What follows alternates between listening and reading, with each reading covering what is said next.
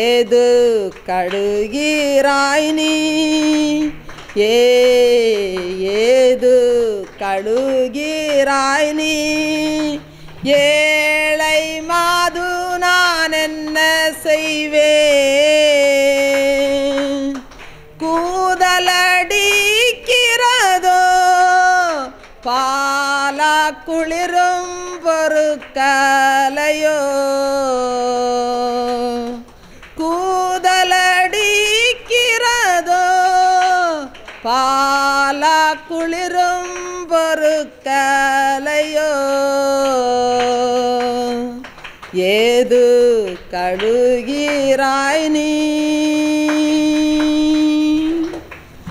அல்லேலூயா, அல்லேலூயா, அல்லேலூயா. லூக்கா 5வது அதிகாரம் 5-6 வசனத்தை நம்ம வாசிக்கலாம். லூக்கா 5ஆம் அதிகாரம் 5-6 வசனம். அதற்கு சீமோன், ஐயரே, முழுதும் நாங்கள் பிரயாசப்பட்டும் ஒன்றும் அகப்படவில்லை, ஆகிலும் உம்முடைய வார்த்தையின்படியே வலையை போடுகிறேன் என்றான். அந்தபடியே அவர்கள் செய்து தங்கள் வலை கிழிந்து போகத்தக்கதாக மிகுதியான மீன்களை பிடித்தார்கள். ஒரு ராஜா தன்னுடைய வடகிழக்கு மூலையிலுள்ள ஒரு மலைப்பகுதியை காண்பித்து, இந்த மலையில் திரளான பொக்கிஷங்கள் இருக்கிறது, 1000 பொற்காசுகள் தருபவருக்கு இந்த மலையை நான் சொந்தமாக்கி கொடுப்பேன், அதிலுள்ளவைகள் எல்லாமே அவர்களுக்கு சொந்தமாகும் என்று சொன்னார். அப்பொழுது ஜனங்கள் நினைத்தார்கள், பொக்கிஷம் இருந்தால் ராஜா நமக்கு இதை தருவாரா?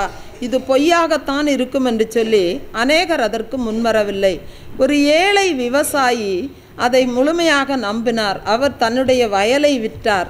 வயலை விற்றபோது அந்த 1000 பொற்காசுகள் அவருக்கு சேரவில்லை. அப்பொழுது அவர் தன்னுடைய கோமணத்தை தவிர மீதி அனைத்துமே விற்று 1000 பொற்காசுகளோடு ராஜாவிடத்தில் சென்றார். ராஜாவிடத்தில் சென்று, ஐயா ராஜாவே, உம்முடைய வார்த்தையின்படியே நான் வந்திருக்கிறேன், அதை எனக்கு தாருங்கள் என்று சொல்லி கேட்டார். அப்பொழுது ராஜாவுக்கு மிகுந்த சந்தோஷமாக இருந்தது. ஒரு செப்பு பட்டயத்தை எடுத்து உடனே அந்த மலையை அவனுக்கும் அவனுடைய சந்ததிக்கும் உடனே அவர் எழுதி கொடுத்தார். அதில் அந்த ஏழை விவசாயி அதில் தோண்டிய போது அந்த ராஜா சொன்னபடியே நிறைய புதையல்கள் அதில் கிடைத்தது. பாருங்க, இன்றைக்கு அநேகர் வேதத்தை நம்புவதே இல்லை. தங்களுடைய அறிவு, அனுபவம், இந்த உலக விதி இவைகளை நம்புகிறவர்கள் ஒருபோதும் கர்த்தருடைய கிரியைகளை காண்பதே இல்லை. பாருங்கள், இரவு முழுவதும் மீன் பிடித்து பிரயாசப்பட்டும் ஒரு மீனை கூட பிடிக்க முடியாத அந்த பேதுருவுக்கு அவர் ஆழத்தில் வலையை போடு என்று சொல்லி ஆண்டவருடைய வார்த்தைக்கு அப்படியே அந்த பேதுரு கீழ்ப்படிந்த போது 6 மாதம் பிடிக்க வேண்டிய மீனை அவர் ஒரே நிமிடத்தில் பிடித்ததாக சொல்லி நாம் பார்க்கிறோம். அன்பானவர்களே, அந்த பேதுருவுடைய அந்த அனுபவம், அறிவு, அந்த சுற்றத்தாருடைய சொல், உலக விதி எல்லாமே ஆண்டவருடைய வார்த்தைக்கு எதிராகத்தான் இருந்தது. ஆனால் நம்முடைய ராஜாவாகிய சர்வ வல்லமையுள்ள தேவன், அவர் சர்வ வல்லவர். அவரால் செய்யக்கூடாத அதிசயமான காரியம் ஒன்றுமே இல்லை. அவருடைய வாக்குத்தத்தங்களை நாம் நம்புவோம், அதை நம்முடைய நாவினால் நாம் அறிக்கை செய்வோம். நிச்சயமாகவே நாம் ஆண்டவருடைய ஆசீர்வாதங்களை, அவர் நமக்கு கொடுத்திருக்கிற ஒவ்வொரு வார்த்தையும் நிச்சயமாகவே நிறைவேறும். நிச்சயமாகவே அவருடைய ஆசீர்வாதங்களை நாம் பெற்றுக்கொள்வோம். தேவன் தாமே இந்த வார்த்தைகளை ஆசீர்வதிப்பாராக. இன்றைக்கு வாசிக்கும்படியான வேத பகுதியை நாம் வாசிக்க கேட்போம்.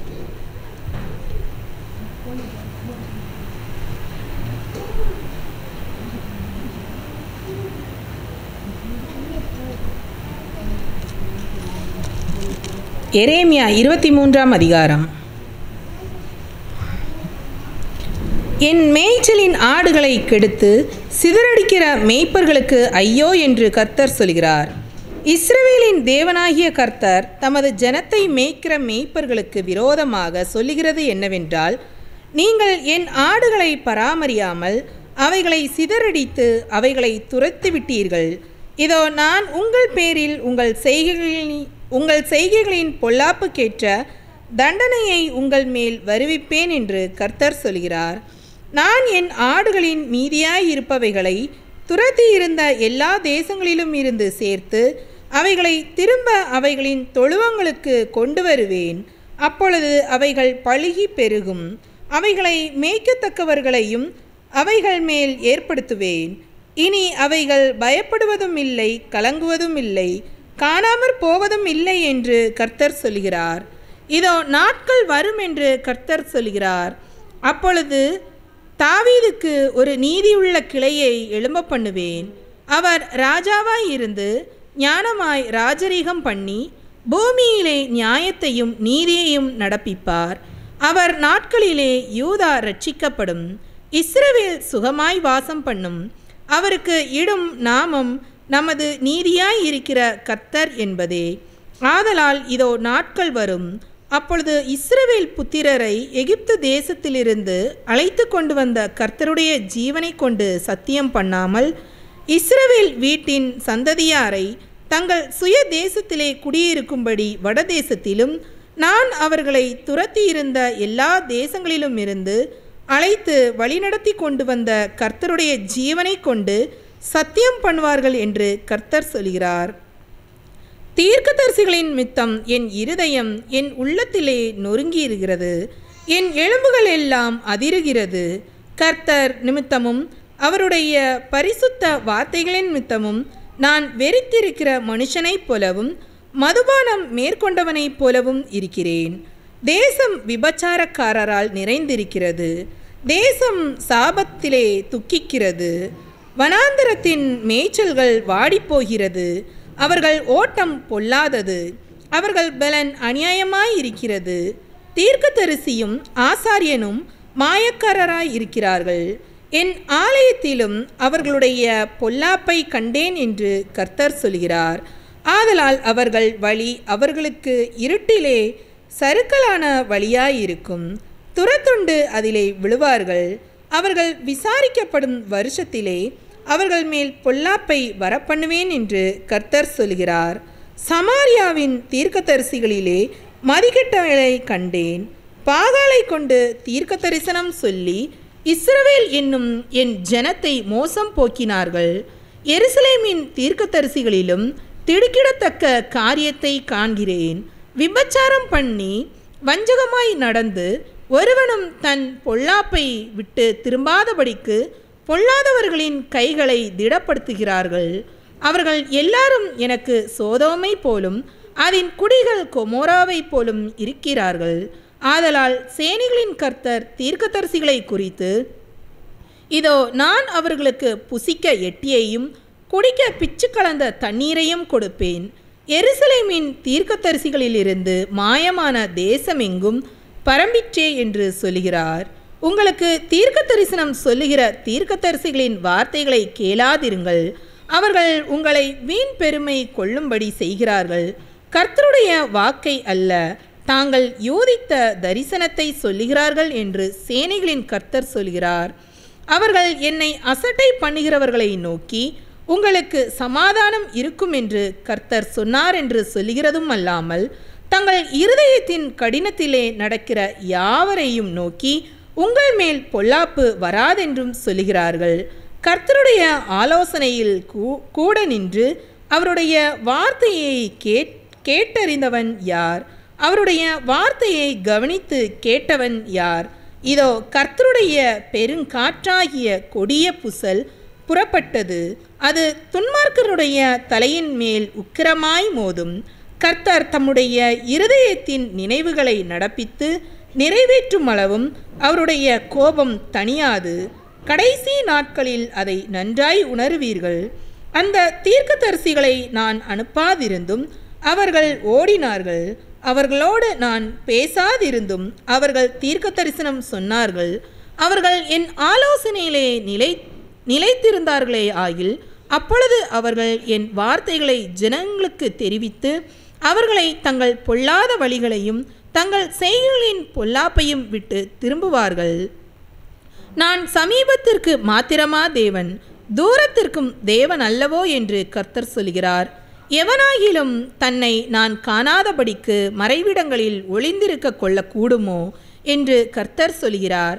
நான் வானத்தையும் பூமியையும் நிரப்புகிறவர் அல்லவோ என்று கர்த்தர் சொல்கிறார். சொப்பனம் கண்டேன் என்று என் நாமத்தை சொல்லி பொய் தீர்க்க தரிசனம் உரைக்கிற தீர்க்கதரிசிகள் சொல்லுகிறதை கேட்டேன். எதுவரைக்கும் இப்படி இருக்கும்? பொய் தீர்க்க தரிசனம் சொல்லுகிற தீர்க்கதரிசிகளின் இருதயத்தில் ஏதாகிலும் உண்டோ? இவர்கள் தங்கள் இருதயத்தின் வஞ்சகத்தையே தீர்க்க தரிசனமாய் சொல்லுகிறார்கள். என் ஜனத்தின் பிதாக்கள் பாகாலின் மித்தம் என் நாமத்தை மறந்தது போல இவர்கள் தங்கள் அயலாருக்கு விவரிக்கிற தங்கள் சொப்பனங்களினாலே என் நாமத்தை அவர்கள் மறக்கும்படி செய்ய பார்க்கிறார்கள். சொப்பனம் கண்ட தீர்க்கதரிசி சொப்பனத்தை விவரிப்பானாக.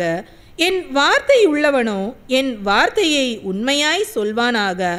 கோதுமைக்கு முன் பதர் எம்மாத்திரம் என்று கர்த்தர் சொல்கிறார். என் வார்த்தை அக்னியைப் போலும் கண்மலையை நொறுக்கும் சம்பட்டியைப் போலும் இருக்கிறதல்லவோ என்று கர்த்தர் சொல்கிறார். ஆகையால் இதோ ஒவ்வொருவராய் தன் தன் அயலாரிடத்தில் என் வார்த்தையை திருட்டுத்தனமாய் எடுக்கிற தீர்க்கதரிசிகளுக்கு நான் விரோதி என்று கர்த்தர் சொல்கிறார். இதோ தங்கள் நாவின் சொல்லையே வழங்கி அவர் அதை உரைத்தார் என்று சொல்லுகிற தீர்க்கதரிசிகளுக்கு நான் விரோதி என்று கர்த்தர் சொல்கிறார். இதோ பொய் சொப்பனங்களை தீர்க்க தரிசனமாய் சொல்லி அவைகளை விவரித்து என் ஜனத்தை தங்கள் பொய்களினாலும் தங்கள் வீம்புகளினாலும் மோசம் போக்குகிறவர்களுக்கு நான் விரோதி என்று கர்த்தர் சொல்கிறார். நான் அவர்களை அனுப்பினதும் இல்லை, அவர்களுக்கு நான் கற்பித்ததும் இல்லை. அவர்கள் இந்த ஜனத்துக்கு ஒரு பிரயோஜனமாய் இருப்பதும் இல்லை என்று கர்த்தர் சொல்கிறார். கர்த்தராலே சுமரும் பாரம் என்னவென்று இந்த ஜனமாகிலும் ஒரு தீர்க்கதரிசியாகிலும் ஒரு ஆசாரியனாகிலும் உன்னை கேட்டால் உங்களை தள்ளிவிடுவேன் என்பதே பாரம் என்று நீ அவர்களுடனே சொல்ல வேண்டும். கர்த்தரால் சுமரும் பாரம் என்று சொல்லுகிற தீர்க்கதரிசியாலும் ஆசாரியனாகிலும் ஜனமாகிலும் சரி, அப்படி சொல்லுகிற மனுஷனையும் அவன் வீட்டாரையும் தண்டிப்பேன் என்று கர்த்தர் சொல்கிறார். கர்த்தர் என்ன மறு உத்தரவு கொடுத்தார், கர்த்தர் என்ன சொன்னார் என்று நீங்கள் அவரவர் தங்கள் அயலானையும் அவரவர் தங்கள் சகோதரனையும் கேட்பீர்களாக. ஆனால் கர்த்தரால் சுமரும் பாரம் என்கிற சொல்லை இனி வழங்காதிருப்பீர்களாக. அவனவன் வார்த்தையே அவனுக்கு பாரமாயிருக்கும். அதென்னவென்றால், நமது தேவனாகிய சேனைகளின் கர்த்தர் என்கிற ஜீவனுள்ள தேவனுடைய வார்த்தைகளை புரட்டுகிறீர்கள். கர்த்தர் உனக்கு என்ன மறு உத்தரவு கொடுத்தார், கர்த்தர் என்ன சொன்னார் என்று நீ தீர்க்கதரிசியை கேட்பாயாக. நீங்களோவெனில் கர்த்தரால் சுமரும் பாரம் என்று சொல்லுகிறபடியினாலே கர்த்தரின் பாரம் என்று சொல்லாதிருங்கள் என்று நான் உங்களுக்கு சொல்லி அனுப்பியும் நீங்கள் இந்த வார்த்தைகளை கர்த்தரின் பாரம் என்று சொல்லுகிறீர்களே. ஆதலால் இதோ நான் உங்களை மறக்கவே மறந்து உங்களையும் நான் உங்களுக்கும் உங்கள் பிதாக்களுக்கும் கொடுத்த நகரத்தையும் எனக்கு முன்பாக இராதபடிக்கு கைவிட்டு மறக்கப்படாத நித்திய நிந்தையையும் நித்திய லட்சியையும் உங்கள் மேல் வரப்பண்ணுவேன் என்று கர்த்தர் சொல்கிறார். ஆமீன்.